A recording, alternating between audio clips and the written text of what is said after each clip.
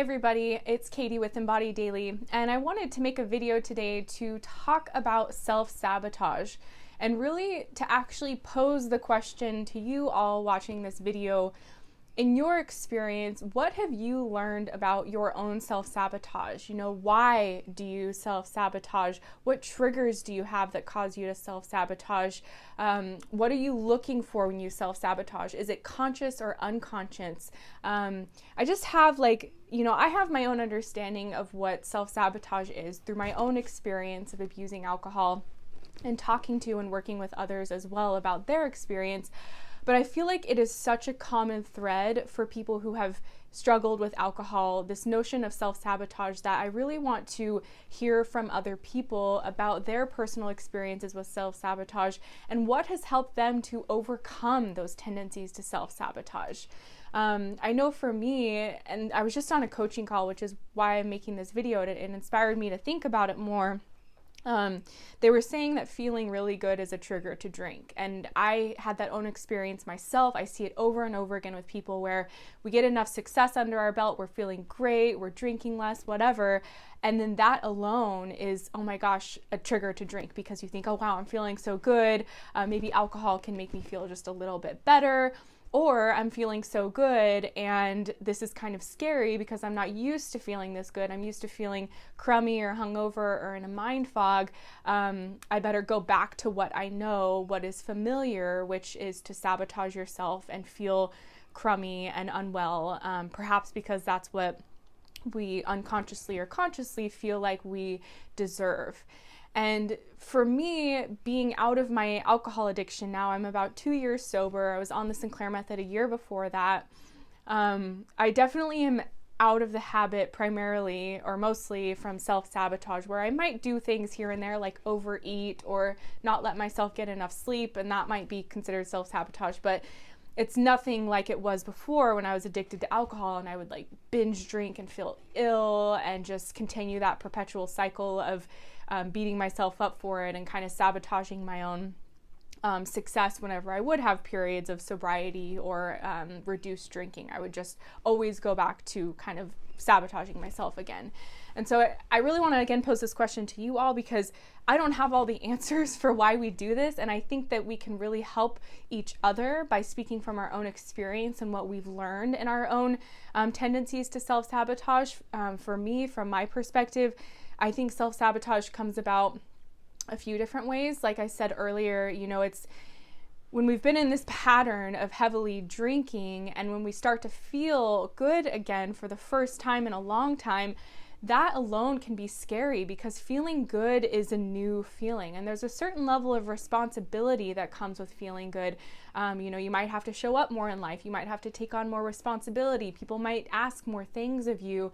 And that is scary because it's all new. It's like this emotion or this feeling or this way of living that we're not used to living, or kind of living in this box or this cave that is alcohol dependence and hangovers and feeling kind of in a fog. And that way of living kind of gives us an excuse, in a sense, to, fail at other things in life. And I don't mean fail, but I mean if something doesn't go well in life, well, we kind of have an excuse because we've been drinking too much alcohol, and it's not really me, it's my alcoholism, and we can kind of fall into this pit of it. And so for me, I definitely think that feeling good can be a trigger to drink, but also on the other side of that, really having fear of the unknown, whether that is fear of success or fear of failure. So if we are feeling really good and we're doing really well, then that means there is that chance for us to go back to where we were. We have this fear of failure, fear of going back to drinking more than we want to. And so it's almost like we do that to ourselves through self-sabotage before it can happen to us. And so we think, oh man, I'm feeling so good. What if I go back to my old ways? And we can then just kind of cause ourselves to sabotage ourselves because we are afraid it's going to happen to us anyway. So that's like a fear of failure. And then fear of success being, oh my gosh, I feel this good. That means I'm gonna have to show up in life. I'm gonna have to do better, be better, whatever.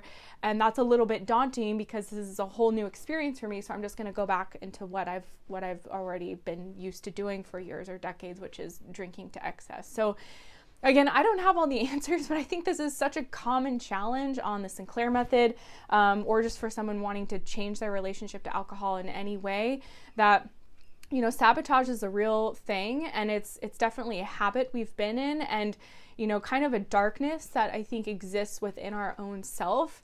And if we are not kind of putting light on that through our conscious awareness of it, if we're just kind of letting this cycle perpetually continue, we could be in a cycle of self-sabotage for years or decades, like many of us have been with alcohol. And so in order to break out of that, we need to, in my opinion, kind of notice what we're doing, notice, not just say, oh, I sabotaged myself again and I'm a failure or whatever, but really look at that, dig into it, understand why. What are you afraid of? What is going on that's causing you to trip up and do this to yourself? And really examine it, pull it apart, and set goals for yourself that will take you out of that pit. And this is easier said than done, but for me, it's almost like I had to pretend like my alcoholism was on someone else, and what would I do for somebody else if they were in this pattern? Because I had no respect for myself. I would just kind of, again, sabotage and destroy myself every day, that it was hard for me to care for myself. And so I pretended like a family member or a friend was going through this, like what would I do for them if they were going through this? And so we have to kind of challenge ourselves and set goals for ourselves, and understand our motivation, understand the thing that is bigger than us that will get us out of what we've been doing. And sometimes that means taking on more responsibilities. Sometimes that means setting expectations for yourself to be a better husband, a better friend, a better whatever, a better employee. Sometimes that means really examining all the ways that you are not showing up in life, and that deep down that you can be better. And really kind of just like marinating on this every single day to really have a focus to get yourself out of this pit of self-destruction and self-sabotage, and to realize that this cycle of self-sabotage, it's not going to get you anywhere, and it's just going to take you deeper and deeper into the pit. And so we've got to do things to get ourselves out of it. And granted, relapsing or screwing up or whatever is part of the recovery process. So this isn't to say everything's going to be perfect, but it's about also, taking those times where we do sabotage and fall into the pits and feel really bad about ourselves, and really, again, looking at that and understanding, okay, why did I do that, and what can I learn from the next time?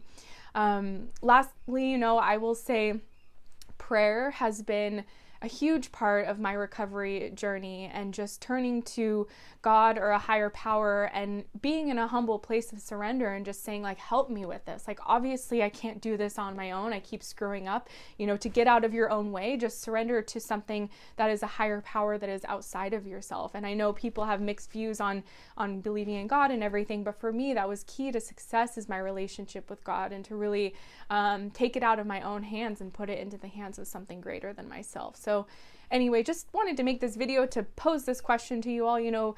Let's talk about self-sabotage. If you have tips that have helped for you, or insights or anything, please put it in the comments below. I think we can really learn from each other through our different experiences with self-sabotage. So thanks for watching.